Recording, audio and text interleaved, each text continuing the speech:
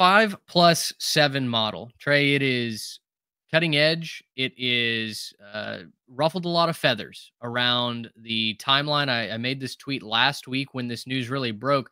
I started to see so many pro BCS era model tweets on my timeline, and I did not understand what I was looking for. For maybe the people at home that need a refresher course, when we say 5+7, what exactly do we mean? Yeah, so we mean that obviously a 12 team playoff, that's what 5+7 equals. Five highest rated conference champions are going to get in automatically. And the next seven teams are going to be just at large. They can be from any conference, a wild card if you prefer to call it that. The top four seeds, they have to be conference champions. They'll get a bye onto the quarterfinal rounds. And then the remaining eight will be matched up 5-12, 11-6, so on and so forth. With that first round being played on campus this year, it's going to be right before Christmas. So December 20th through 21st on campus, in the elements in a lot of these cases, right? If we have a northern team that's hosting a southern team, I'm really excited about that wrinkle of this. And it's going to last a full month. I'm really interested to see, how these coaches really figure out how to keep kids focused for that long with the holidays in the middle and all the distractions that can come with that. We're starting on December 20th. The national championship won't be until Monday, January 20th, 2025. So a full month of playoffs instead of just 10 days that we got in recent years. So vastly expanded in that aspect as well.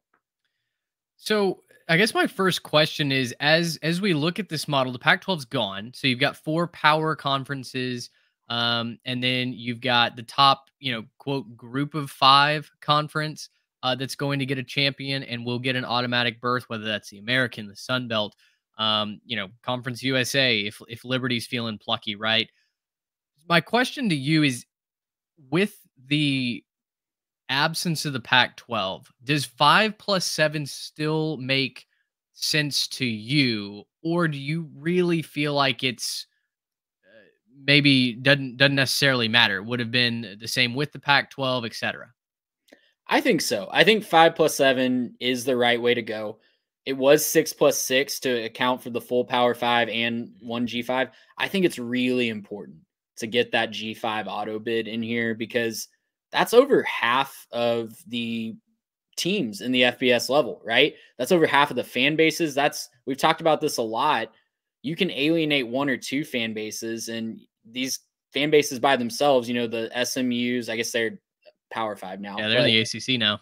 The Tulanes, the Boise States, the Air Force Academies, those teams of the world by themselves, they don't amount to much by themselves. They're just kind of drops in the buckets, but together, that's millions of fans that you'd be alienating, that they just don't have access realistically to this playoff if you don't give that auto bid. So I think that fifth conference auto bid is very, very important to keeping everybody nationally engaged.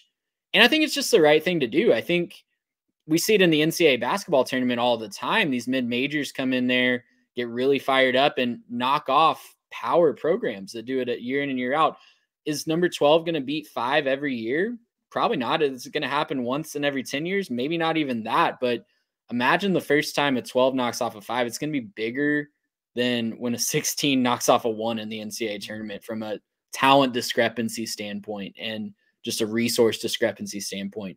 I'm all for it. I think that's the right move for this going forward.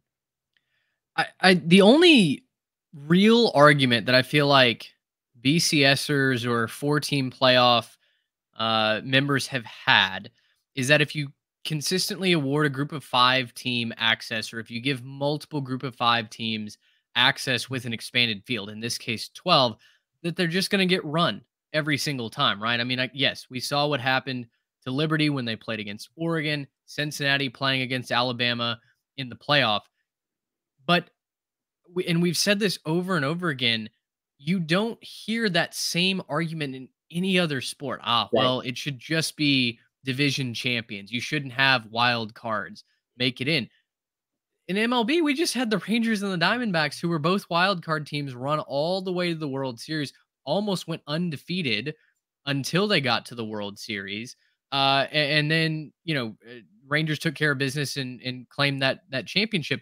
It was exciting for the sport. I don't care what you what you say with the TV numbers. Baseball has been declining in TV numbers anyway, so to say that that's a result of that, I think is errant logic. But to me, as a sports fan, and even if it's not my team, that's what makes the playoffs exciting. If we were just awarding championships based off of seeding, based off of who finishes first in the regular season, the number one seed in the NFL feels like they get knocked off almost every single year, right? The Ravens didn't make it this year. The 49ers didn't win the Super Bowl. It's the Kansas City Chiefs that everyone was saying, up, they're washed. Can't stop the run. Patrick Mahomes seems to have lost a step. His wide receivers are terrible. They still came out on top. I know it's not a one-to-one comparison in the college game, but for everyone that wants to say, no, 4 is the right solution, or heck, let's just go back to a computer model where we pick the first and second team, I don't see that anywhere else in sports, professional or otherwise. Well, to give you just a great example, I was talking to my wife about this. She was, watching me do this research and just really questioning my life decisions. And I was trying to explain, this journey that we've been on over the last 26 years in college football, how before the BCS, we didn't even have a true national championship game. It was just who the pollsters thought was the best. And they just voted, and we had shared national championships, and everybody was fine with that. And then we get a national championship game. Then we go up to 4 because there's multiple instances where there's more than 2 undefeated teams in power conferences. And then we go up to now 12. And she, as a non-big college football fan, I've been trying my hardest, but as a non-big college football fan, she's just like, yeah, that makes sense, right? Like, it just makes sense to expand that access. And it's just always struck me as odd, the elitist mindset of the college football national championship, that it's just somehow more prestigious than the other sports. 12 out of 135 or however many FBS teams we have now. 33, I think. Yeah. And adding every year with, Delaware and Kennesaw State coming soon. 12 out of that number is still way, way, way below the percentage of any other sport that you want to talk about. So I think it still has, the regular season's still going to matter. It's good to reward a group of 5 team that has a great season. I would even toy around with the thought of expanding. If you go undefeated on your schedule, maybe you should get an auto bid, regardless of what conference you're in. To me, you can only beat the teams in front of you. And if you beat every team in front of you, throw them out there. I don't care. That's part of the game. I think it's good to reward these teams for historic seasons for their program. I can hear all the naysayers immediately bringing up Michigan's cupcake non-conference schedule, the bye week that the SEC installs with their FCS opponents in November. I can hear all of that. The other thing that I think really goes in favor of the expansion to 12, I would say no further than 12, but the expansion to 12 is the parity in college football, Trey. Yeah. On one hand, you have naysayers of this system say that we've never had more parity in the game than we do right now. And there are some big time analysts and big time show hosts that make that point on almost every single one of their shows, that anyone truly can beat anyone on any given Saturday because of the dispersion of talent, how NIL has actually worked to spread opportunity around. Yes, there are still the blue blood programs, but it has not been a death nail for competition at the FBS level. And on the other hand, they will turn around and say, well, should just be 1 and 2, right? Unless you went undefeated, unless the computer model gives you 1,000 points, you shouldn't be able to play for a national championship. That just, to me, does not compute. And I've tried to see it from both ways. Obviously, I am a firm believer in this 12-team model. But to me, like your wife said, that just doesn't make sense to talk out of both sides of your mouth like that. Yeah. And going forward, it's going to be really interesting to see how NIL and the transfer portal continue to impact, because we've already seen the talent dispersion. We've already seen the Alabamas in the world knock down a peg or two.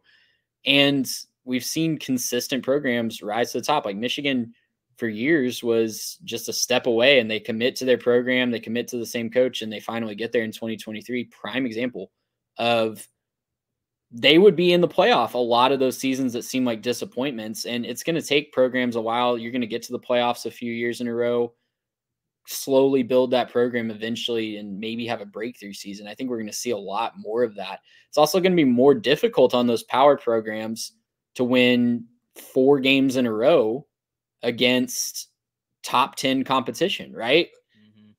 No, none of those teams are doing that. Even in the SEC, where we like to tout the schedule, strength of schedule, and how all the teams are more talented in the NFL draft rankings, you're still not playing 4 top 10 teams in a row to get to the national championship. That's just not happening right now. So it's going to be fascinating to see how those teams react to that. And for all the people that want to go back to the BCS, might want to tune into our second segment, because I really don't think you're going to like the results of using the BCS standings. Those group of 5 teams that you want to knock down and not include, you're going to have more than just one if you use the BCS standings, because it really valued straight up winning percentage a lot more than we do today in those conferences. Yeah, some staggering results when you put it all out there. Gracious, how about